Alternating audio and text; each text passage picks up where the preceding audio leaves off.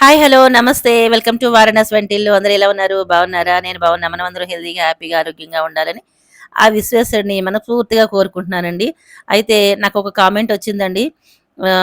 కాశీ వాసం చేయాలి అంటే గనక ఏమేమి నియమాలు ఉన్నాయి, ఒక వీడియో చేయండి అని చెప్పారు. నేను ఇందులోనే మీతో షేర్ చేసేసుకుంటాను. ఇక్కడ ఉన్న వాళ్ళలో అందరూ కూడా చాలా వరకు కాశీ వాసం చేసిన వాళ్ళేనండి. వాళ్ళని అడిగి తెలుసుకున్న విషయాలు మీతో నేను షేర్ చేసుకుంటాను.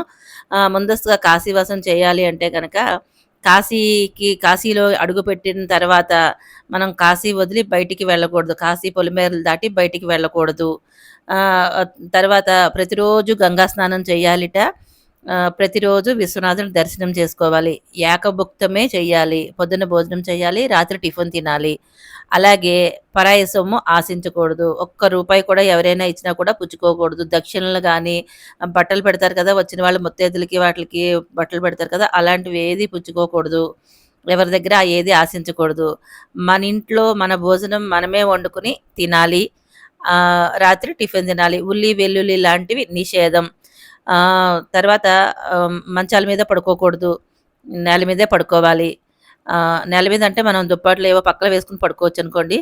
ఇవన్నీ కూడా మీ శరీర ధర్మాలకి అనుగుణంగా చూసుకొని చేసుకోవాలి. అంటే శరీరం సహకరించకపోయినా, ఒకవేళ అనారోగ్యంగా ఉన్నా ఇవన్నీ కూడా కింద పడుకోలేని వాళ్ళు మంచం మీద పడుకోవడం, అట్లా చిన్న చిన్నవి ఏదైనా ఉంటే చూసుకొని చేసుకోవచ్చు.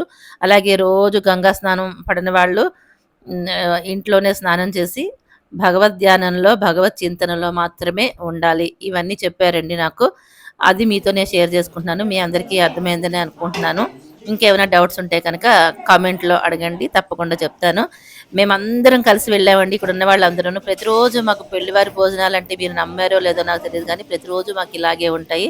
అందరం కలిసి చక్కగా వంటలు చేసుకోవడం, అందరూ వడ్డించుకోవడం, అన్ని పనులు అందరూ షేర్ చేసుకుని ఇట్లా చక్కగా చేసేసుకున్నాము. అందరూ కలిసి ఒకే దగ్గర ఉన్నామనమాట. మా పిన్ని గారిని పరిచయం చేయమని అడుగుతున్నారు కదా! మీరందరూ చూపించమని అడిగారు. కాశీ లాస్ట్ టైం వెళ్ళినప్పుడు పిన్ని గారిని చూపించాను కదా! ఆ పిన్ని గారిని ఇప్పుడు చూపిస్తా మీకు.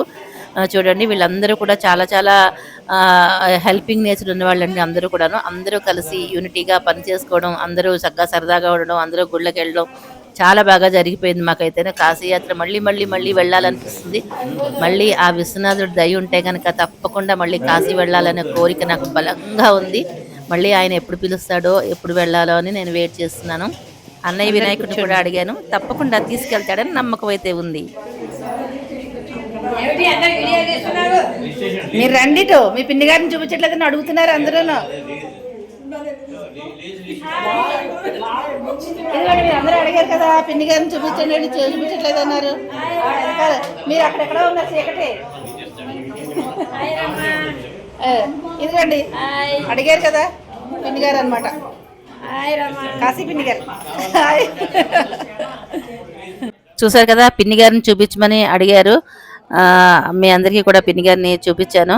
అందరూ బాగుండాలని మనస్ఫూర్తిగా కోరుకుంటున్నాను. సర్వేదన సుఖినో భవంతు.